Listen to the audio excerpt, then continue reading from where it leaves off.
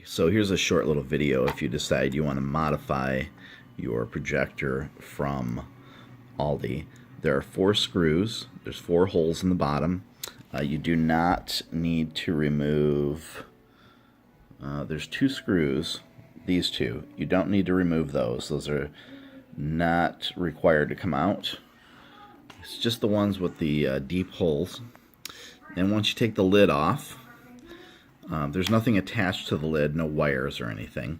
But once you take the lid off, this is what you've got, and there's 3 screws holding the circuit board on. Once you remove those 3 screws, you need to lift up on this little area here and pull the ribbon cable out. And then you'll see right here is your speaker lead. It's a 2-wire speaker lead, and what I'm going to do is put a couple of stereo, and what I'll do is I'll just wire it so that right and left are the same, since this is a mono system.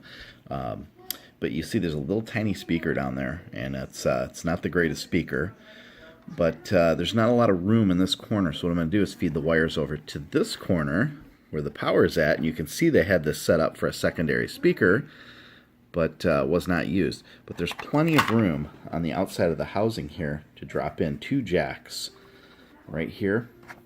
And what I'm going to do is put 2 stereo female jacks there. One will be the speaker and the other will be the output coming from the circuit board.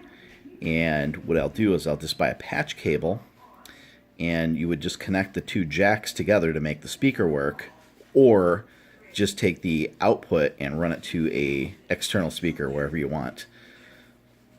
That's it.